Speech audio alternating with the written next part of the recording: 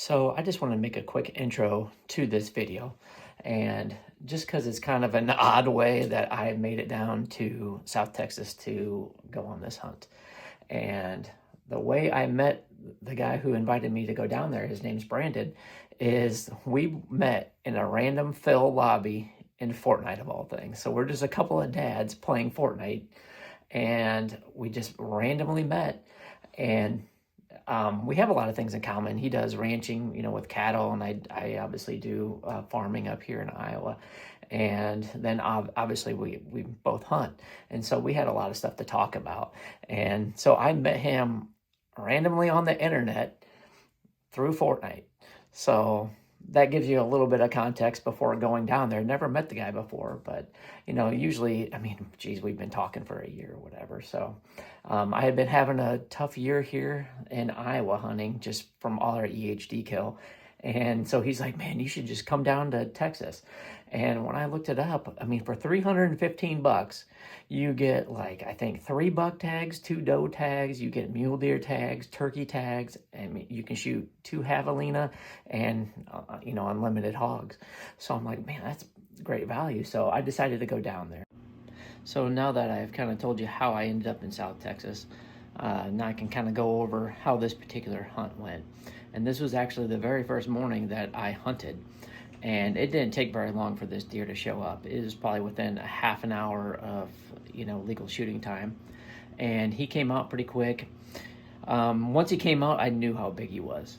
And once I saw how big he was, I kind of let Brandon know, hey, I would shoot this deer, if I kind of get the green light on it. And he was a little unsure of which deer it was.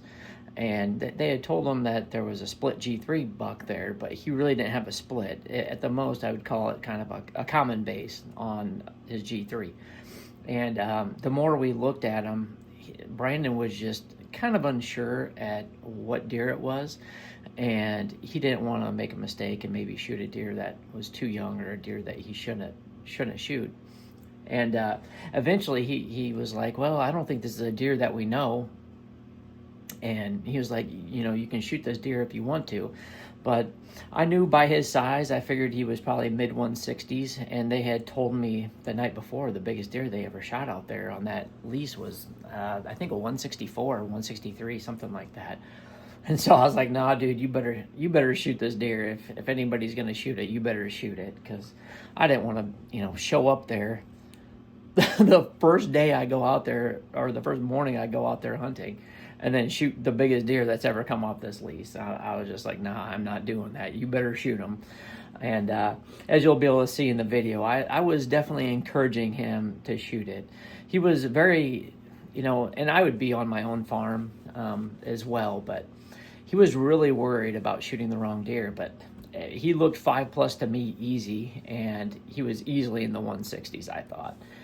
So just knowing how that lease dynamics and stuff works, and 'cause they have 10 members on that lease, I think maybe in the future I probably wouldn't encourage him so much. But I'm kind of glad I did, because definitely wasn't a mistake shooting him. It turns out it was a heck of a deer, and as you'll kind of see in the video coming up. So I hope everybody enjoys it and gets to share in our excitement.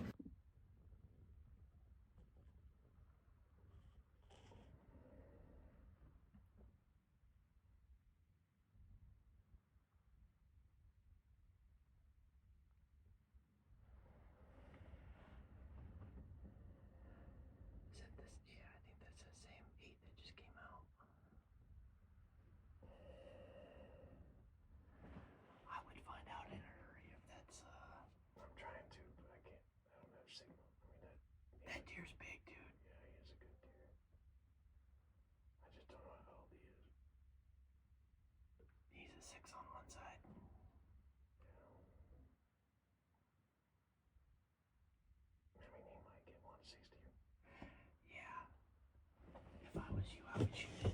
Okay, fine. I'm not gonna argue with you about it. I would shoot that deer, dude. I don't think we've ever seen him before, so.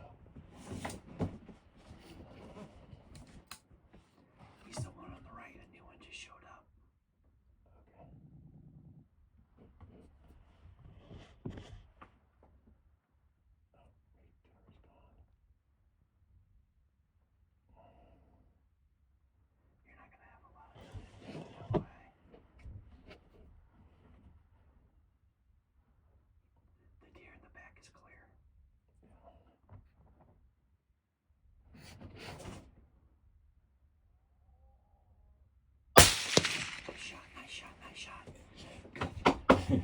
Oh, he got back up. He did. Nice shot. See? Way to go.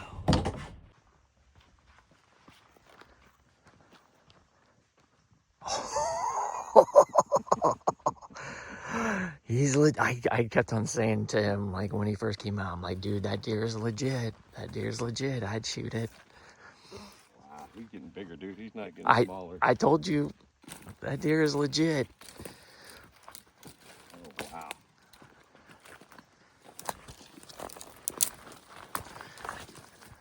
Oh, yeah. I told...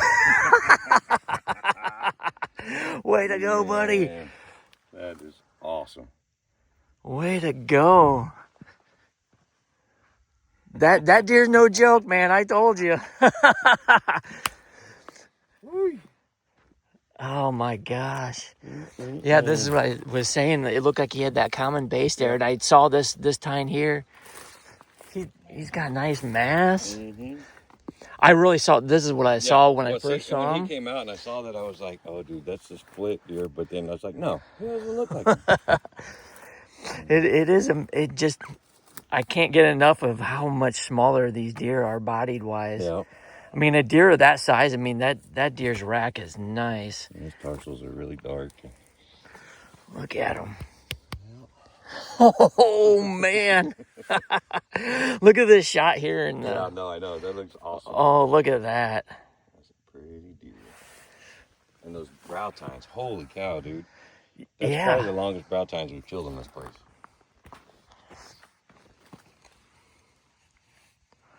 That deer's gonna be big. Mm-hmm. I bet he's at least 160s. You think so? Dude, yeah. I mean, wouldn't you say? I bet he is. I think he is because of this extra. I mean, because these are so long, you know. Yeah. And his brow tines are long. His mass is going to be crazy because of that split base.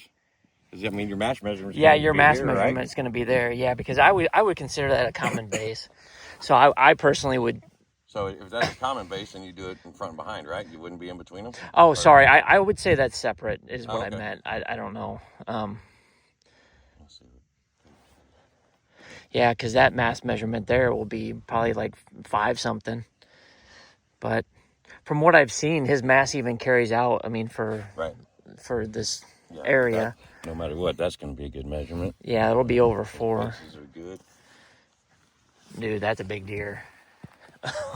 Oh my goodness. That is awesome. Mm-hmm. Well, congrats, man. Thank you, sir. I'm stoked.